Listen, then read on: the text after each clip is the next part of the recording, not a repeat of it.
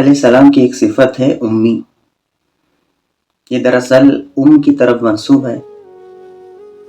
الامی وهو المنسوب الى الام وهو الذي لا يكتب ولا يقرأ المكتوب. اس کی تعریف ہے. یہ آپ علیہ السلام کے صفات میں سے ہے. مشکوٰۃ شریف کی روایت ہے آپ علیہ السلام نے جہاں پر بہتر درود ارشاد فرمائے ہیں، اس میں ایک درود یہ بھی ہے جس میں امی لفظ کا آپ نے ذکر کیا ہے کہ اس لفظ کے ذریعے سے مجھ پر درود بھیجو. آپ علیہ السلام کا امی لقب اور آپ کا صفاتی نام ہونا بظاہر ایسا لگتا ہے اس لفظ سے، اس کے معنی سے، کہ اس میں آپ علیہ السلام کی گویا کمی ظاہر ہو رہی ہو، کیونکہ امی کے معنی ہے یہ ماں کی طرف منسوب ہے. امن سے بنا، امن کے معنی ہے ماں. جب بچہ پیدا ہوتا ہے ماں سے تو وہ نہ لکھنا جانتا ہے نہ پڑھنا جانتا ہے. اس کی تشریح کی گئی هو الذی لا یکتب ولا یقرأ المکتوب، کہ وہ اس شخص کو امی کہتے ہیں جو نہ لکھ سکتا ہو اور نہ لکھے ہوئے کو پڑھ سکتا ہو. آپ علیہ السلام چونکہ کسی استاد سے، کسی انسان سے پڑھے ہوئے نہیں تھے، اس میں حکمت ہے کہ آپ علیہ السلام اگر کسی انسان سے پڑھتے تو وہ آپ کا استاد ہو جاتا، اور استاد کا درجہ شاگرد سے بڑا ہوا ہوتا ہے. تو آپ علیہ السلام سے چونکہ پوری کائنات میں، پوری انسانیت میں کوئی بڑا نہیں ہے، لہٰذا اللہ تعالیٰ نے آپ کو کسی کا شاگرد نہیں بنایا. اور معجزے کے طور پر بھی اللہ تعالیٰ نے آپ کو امی بنایا ہے تاکہ مشرکین اور یہود و نصارہ، منافقین، عرب اور عجم کے لوگ اس بات کو سمجھیں کہ آپ پہلے سے کسی سے پڑھے لکھے نہیں ہیں، پھر بھی ہمیں اچھی اچھی تعلیم دے رہے ہیں، تو ضرور یہ آسمانی خبریں دے رہے ہیں، سچے نبی ہیں، برحق نبی ہیں. یہ معجزے کے طور پر بھی اللہ نے آپ کو امی رکھا. لوگ یہ سمجھیں کہ آپ جب بغیر کسی سے پڑھے لکھے اس طرح کی باتیں کر رہے ہیں تو ضرور یہ آسمانی ہیں، قرآن کی باتیں ہیں، معجزے کے طور پر ہم سے بیان کر رہے ہیں، لہٰذا توحید اور رسالت کو اپنانا چاہیے. یہ بات لوگوں کے سمجھ میں آ جائے. تو یہ آپ علیہ السلام کا صفاتی نام ہے. پڑوس ملک کے مفتی طارق مسعود صاحب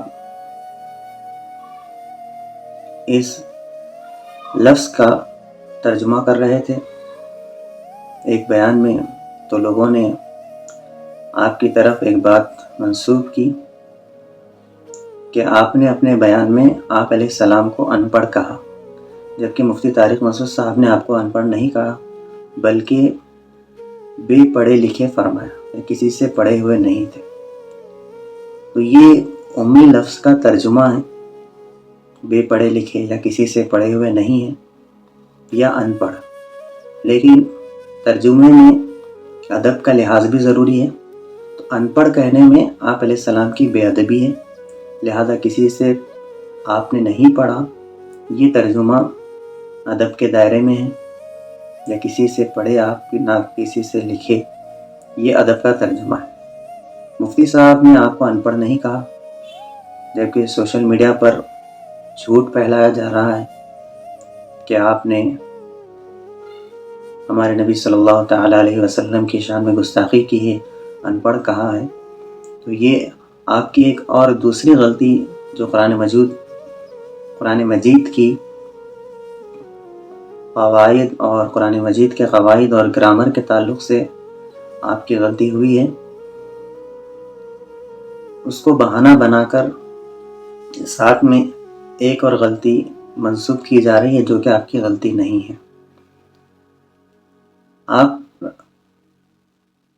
آپ سے جو بھی غلطی ہوئی ہے وہ مانتے ہیں اور تسلیم بھی کرتے ہیں، اور مسلمانوں سے بھی معافی چاہتے ہیں، اللہ سے بھی انہوں نے معافی مانگی ہے. توبہ کی ہے تو اس کے بعد بھی آپ کو گستاخ رسول کہنا یہ مناسب نہیں ہے، کیونکہ گستاخی الگ چیز ہے اور بے ادبی الگ چیز ہے۔ مسلمان سے گستاخی نہیں ہو سکتی۔ آپ علیہ السلام کو جو نبی مانے اور آخری نبی مانے، وہ آپ علیہ السلام کی گستاخی نہیں کر سکتا۔ گستاخی اس شخص سے ہوتی ہے جو آپ کو نبی نہ مانے یا آپ کو آخری نبی نہ مانے۔ البتہ مسلمان سے لاشعوری میں، بے خبری میں، بسا اوقات بیانات میں کوئی ایسا مناسب لفظ نہیں ملتا جس میں بات بھی واضح ہو جائے اور ادب کا پہلو بھی ملحوظ ہو، تو بے خبری میں بے ادبی ہو جاتی ہے۔ تو بے خبری میں بے ادبی کا ہو جانا یہ تقریباً ہر واعظ اور خطیب کے ساتھ ہو ہی جاتا ہے۔ چھوٹے خطیب پکڑے نہیں جاتے ہیں، انہیں کوئی پوچھتا نہیں ہے، اور جو بڑے ہوتے ہیں انہیں فوراً پکڑ لیا جاتا ہے، پوچھا جاتا ہے۔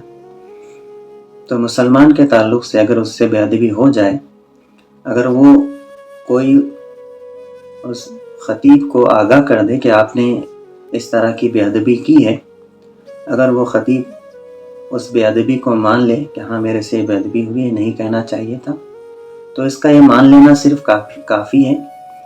آپ کے سامنے آپ سے معافی مانگنا ضروری نہیں ہے، کیونکہ جو آدمی اپنی غلطی مان لیتا ہے تو اللہ سے توبہ کر لیتا ہے، تو پھر وہ اس کی غلطی معاف ہو جاتی ہے۔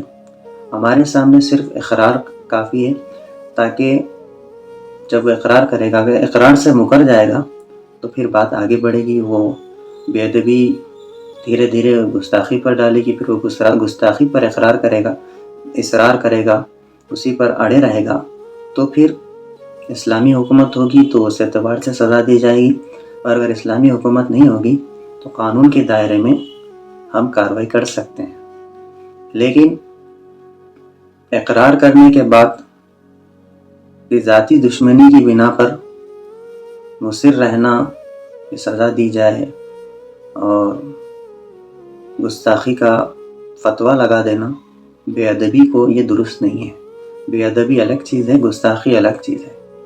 گستاخی میں بدتمیزی ہوتی ہے، بے حیائی کی باتیں ہوتی ہیں، گالم گلوچ ہوتا ہے، تہمتیں لگائی جاتی ہیں، بہت سارا برائی کا معاملہ ہوتا ہے، جبکہ بے ادبی میں ایسا نہیں ہوتا۔ بے ادبی عام طور پر بے خبری میں اور غلطی سے ہوتی ہے، تو بدتمیزی اور گستاخی یہ الگ چیز ہے، اور بے ادبی یہ الگ چیز ہے۔ بے ادبی کو بہت سارے نادان لوگ گستاخی میں شامل کرتے ہیں، یہ ان کی بہت بڑی جہالت ہے، اور دونوں میں فرق کرنے کی ان کے اندر صلاحیت نہیں ہے۔ لہٰذا ضرورت اس بات کی ہے کہ ہم اس سلسلے میں جو حقیقت ہے اس کو سمجھیں، اور اس سلسلے میں ہم کوشش کریں کہ ہم سے آپ علیہ السلام کے تعلق سے کسی قسم کی ہمارے قول و فعل میں بے ادبی کا کوئی پہلو ہو، بے ادبی ہو جائے، یہ ہم سے نہ ہو۔ اس سلسلے میں تمام مسلمانوں کو چوکنا رہنے کی ضرورت ہے، تاکہ اس سلسلے میں کوتاہی کر کے ہم اپنی آخرت کو خراب کرنے والے نہ بنیں۔ لہٰذا جو بھی بدگمانی کرتا ہے یا تہمتیں لگاتا ہے اور اس کو اپنے عشق نبی کا نام دیتا ہے، یہ بہت بڑی نادانی ہے، کیونکہ تہمت لگانا اور بدگمانی کرنا اور بے ادبی کو گستاخی کے درجے میں اتار کر کفر کا فتویٰ دینا یہ بہت بڑی جرأت کی بات ہے، یہ اپنی آخرت کو خراب کرنے والی بات ہے، کہ جو بھی مسلمان کی طرف کفر کو منسوب کرتا ہے، اگر وہ واقعی کافر نہیں ہے تو پھر وہ کفر بولنے والے کے پاس مرنے سے پہلے لوٹ سکتا ہے۔ لہٰذا بہت ڈرنے کی ضرورت ہے کفر اور گستاخ کا فتویٰ لگانے میں۔